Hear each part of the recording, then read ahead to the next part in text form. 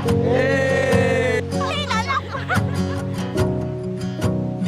bakit ko, asawa ko, laro ko, commander ko. Ito na yung araw na matagal na nating pinakahinihintay ngayon ay nangyayari na at natupad na. Salamat sa iyo, bakit ko, sa lahat ng suporta, sa lahat ng effort at sa pagsama sa akin sa lahat ng laban ko sa buhay.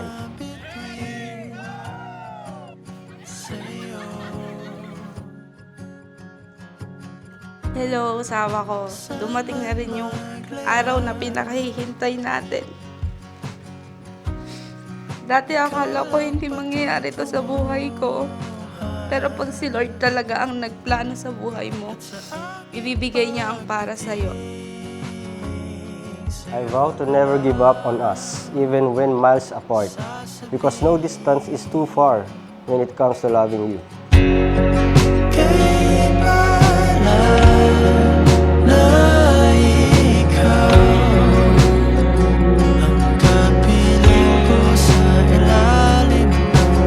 Kahit dagat man ang pagitan natin, kahit magkasalungat ang oras natin, I will always find a way to make you feel loved and special.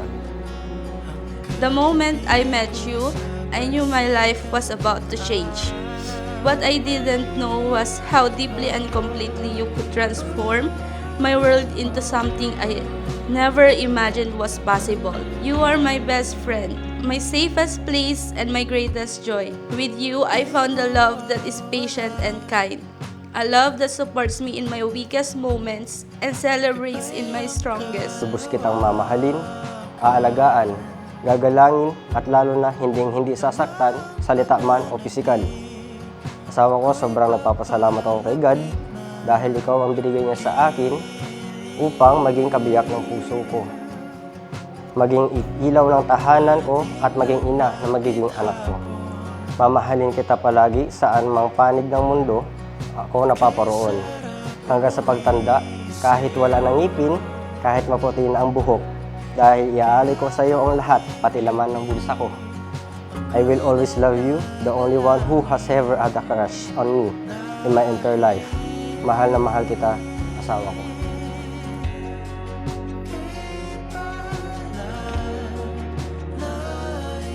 Today, I promise to be your partner in every sense of the word. I will stand beside you through life changes and joys, offering my unwavering support and faith in us. I will listen, learn, grow with you. I promise to keep laughing with you even when your jokes are terrible. I promise to cheer you on every goal and dream no matter how big or small. I promise to be your anchor in times of uncertainty, your shelter in the midst of life's storms, and your constant source of love and comfort. From this way forward, you shall not walk alone. My heart will be your shelter, and my arms will be your home. I vow to honor you, cherish you, love you with every breath I take. I will work to build a life that reflects the beautiful bond we share. And so, Jose Jericho R. Comara, standing here today, I give you my heart, my soul, and my forever. You are my greatest gift, and I am so blessed to call you my husband.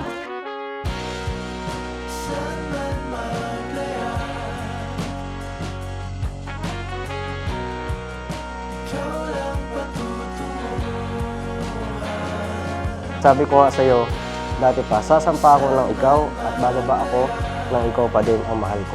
Madami man ang hadlang sa komunikasyon natin, lalo na ang signal sa barko at wifi na limitado. Makakasa ka na walang magbabago, alam ko na mahirap at hindi madali, pero alam ko din na kaya natin lumaban sa anumang hamon ng buhay dahil sabay natin ito haharapin at lalabanan. Nandito lang din ako palagi, susuportahan ka sa lahat, sasamahan ka sa mga plano mo sa buhay at sa pag-abot mo sa mga mithiin mo. Ipinapangako din sa iyo na kahit marino ang lakay mo, ay hindi ako gagawa ng kalokohan. Nakakasira ng ating relasyon.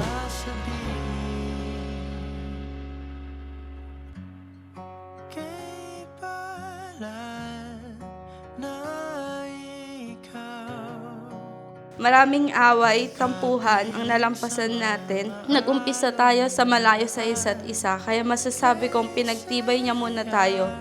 dahil alam niya na mas marami pa tayong pagsubok na haharapin at kakayanin natin ang magkasama.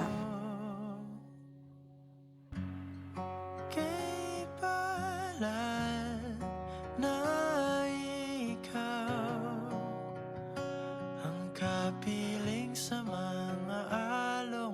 By the Republic of the Philippines, I now pronounce you husband and wife.